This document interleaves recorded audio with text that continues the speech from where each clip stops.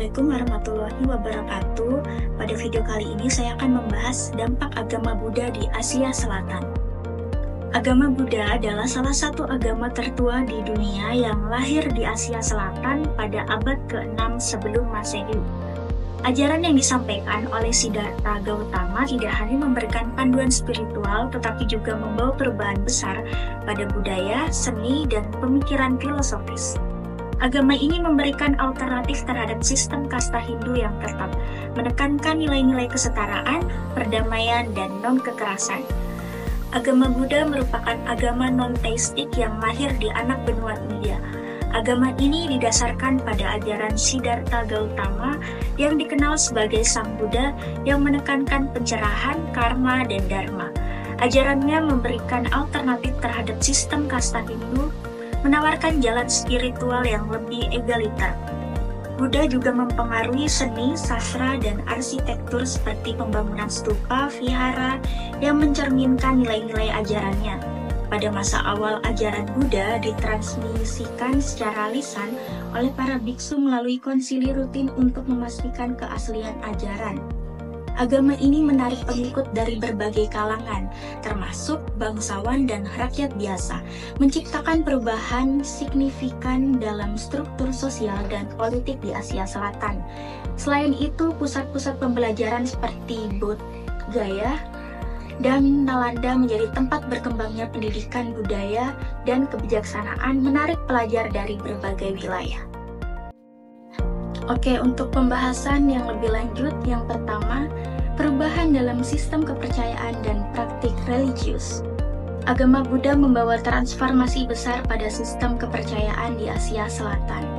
Sebelum kemunculan Buddha, masyarakat sebagian besar menganut agama Hindu yang syarat dengan ritual dan sistem kasta. Buddha memperkenalkan ajaran yang inklusif, menekankan bahwa semua manusia tanpa memandang latar belakang sosial memiliki potensi untuk mencapai nirwana melalui jalan mulia berunsur 8. Jalan ini mencakup langkah-langkah moralitas, konsentrasi, dan kebijaksanaan. Ciri khas agama Buddha adalah ajarannya tentang cinta kasih universal atau metta dan non-kekerasan atau ahimsa. Ajaran ini menjadi alternatif dari praktek keagamaan Hindu yang sering melibatkan pengorbanan hewan. Selain itu, meditasi menjadi elemen utama dalam praktik spiritual Buddha yang bertujuan untuk mencapai ketenangan batin dan pencerahan. Biara-biara Buddha tidak hanya menjadi pusat spiritual, tetapi juga menjadi tempat perlindungan dan pembelajaran bagi masyarakat umum. Yang kedua, pengaruh sosial mengurangi ketidakadilan kasta.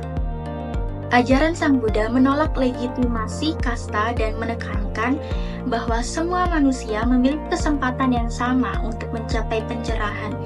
Pandangan ini menarik banyak kelompok yang terpinggirkan seperti kaum Dalit yang merupakan kasta terendah dalam masyarakat India.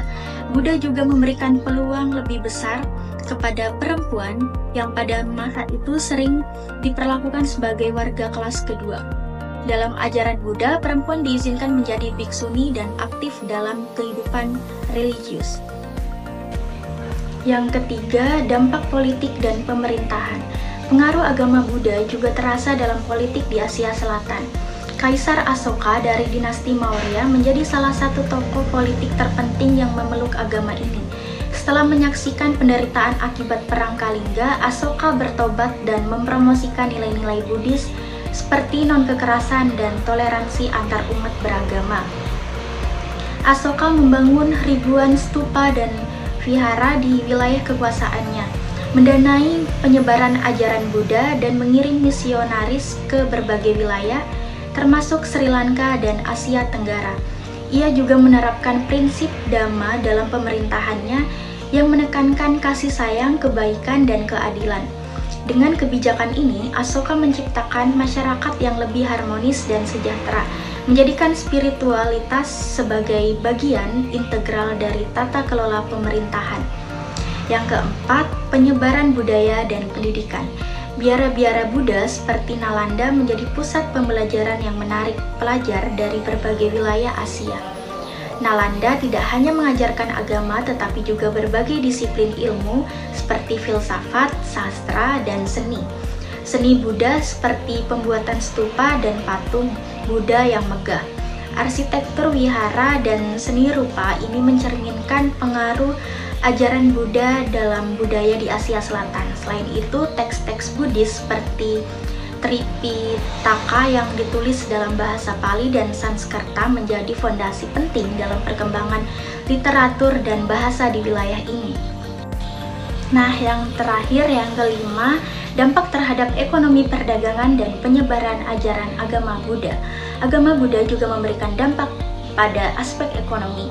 Biara-biara seringkali terletak di jalur perdagangan menjadi tempat persinggahan bagi para pedagang yang tidak hanya bertransaksi tetapi juga belajar tentang ajaran Buddha.